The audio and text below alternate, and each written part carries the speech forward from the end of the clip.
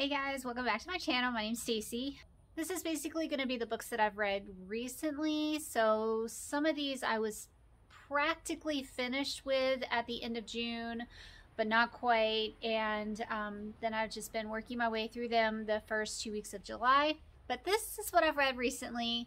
The first book I'm going to start with is Vanished by Irene Hannon. This would be categorized as contemporary romantic suspense. How do you say that? There's a term for that. Romantic suspense, right?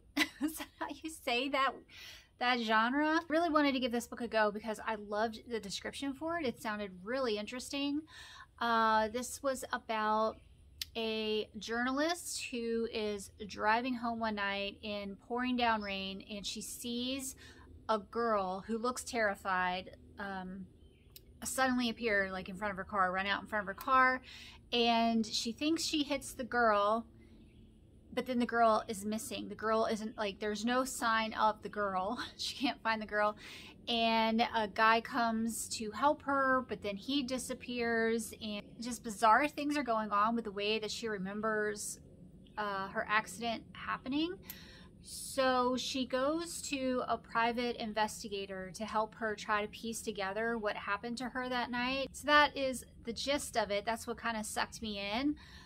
I really liked the private investigator. I thought he was a really cool guy, a really great guy, really interesting.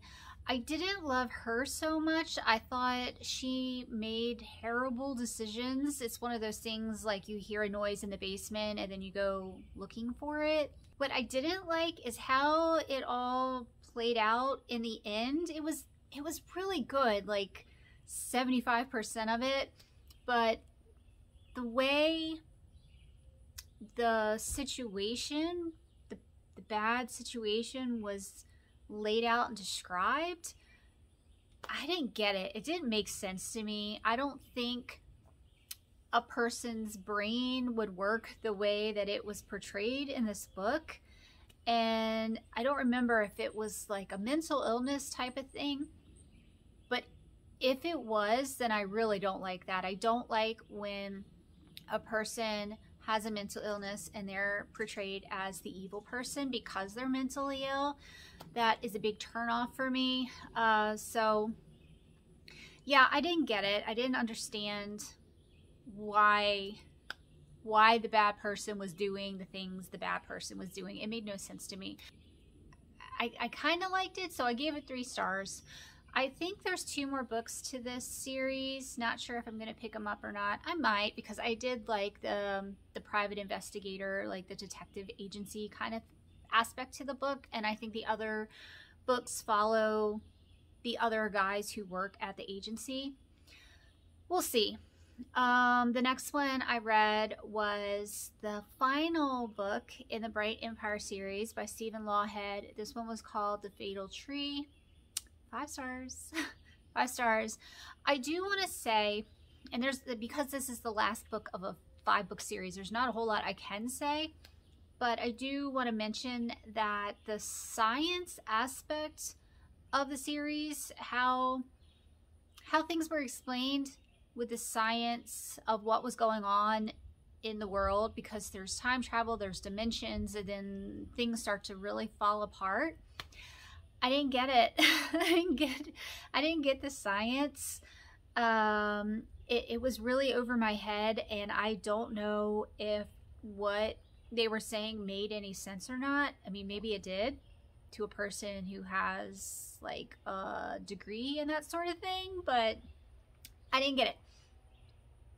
But that being said, the characters make this book. They make the whole series. I love these characters so much, and I miss them. That's rare for me, that I connect so much with characters in a book that I actually continue thinking about them when I'm done reading it, and I want to hang out with them. They were so much fun and so unique. Some of the best characters I've ever read. So even though there were points in the book where I'm like, I really don't understand what is happening, I loved it. I absolutely loved it because the characters were everything.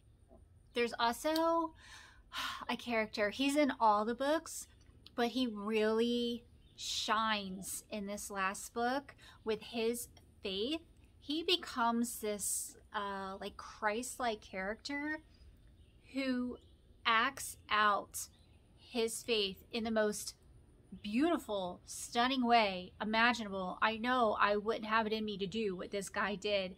He was so amazing and so inspiring. I just loved him so much. So there definitely is faith in these books. It's a little slow going in the first book or so, but it does build, especially with his character. So yeah, that was The Fatal Tree, 5 stars. The next one I read, I actually picked this up at the library, and it's so weird because I got this on the same day that Oshina was talking about a book by this author, and she was gushing about that book. It's not this one, different book, same author. She was gushing about it in a video, and I was like, I literally just picked up a book by her. And that is this one, Demon, a Memoir by Tosca Lee. Now, I read like 50% or so of her book, The Progeny. I ended up DNFing that book because there was sexual content in that book that was so unnecessary and weird. And I'm not talking about just kissing. So I kind of thought I was going to swear off this author. But I have seen other booktubers talk about this book, and I saw it at the library. And I thought maybe this would be similar to This Present Darkness, because this has to do with supernatural and demons like amongst us in our world. And I love This Present Darkness and that genre. So this book is basically Interview with a Vampire, but with a demon instead of a vampire. And this demon was one of the original fallen angels with Lucifer. And he wants to tell his story, and he basically forces this man who works at a publishing house to write the story. And I gotta say, the writing in this book was spectacular. It was so vividly described, the details that she was able to put into the Genesis story. She described the fallen angels watching God create Adam from mud in such a way that I was just like, wow, no wonder Satan hates us. No wonder. She put things into such a perspective, but it was biblically sound though. She didn't, I wouldn't say she added things that wouldn't have been there. She just put more sentences to it. I don't know how to explain this. She gave more details, but in a way to where you felt emotionally connected to certain scenes throughout time, that the demons would be watching things that God was doing and creating, and how much he loved us and how he treated us differently than them. It wasn't done in a way either to where you feel sorry for the demons, because I didn't, but it was just, but you did feel the love that God had for us. Like that came through.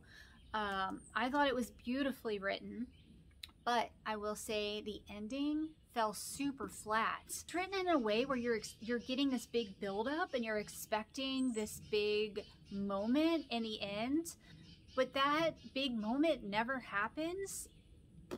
It's just kind of, so I give it 3.5 stars, but it would have been 4.5 stars if the ending was different. All right, next one I read, going back to my classics, was Jamaica N by Daphne du Maurier. I love Daphne du Maurier so much. Rebecca is one of my all-time favorite books. I love My Cousin Rachel, outstanding. She wrote The Birds. You have to read The Birds. But I've never read Jamaica N before. I wish I would have waited until fall time, like November would have been perfect to read this book. It is set in the fall and it talks about Christmas. So if you are a seasonal reader, which I typically am, I would wait to read this until the fall time. It is so perfectly gothic, like one of the best gothic style books that I've ever read. It takes place on the moors, and honestly, that is my go-to word. If I see moors written on the back of a book, I'm gonna read it. The way that she describes the moors and the people and the atmosphere is just perfection. It is so immersive. You feel like you're there.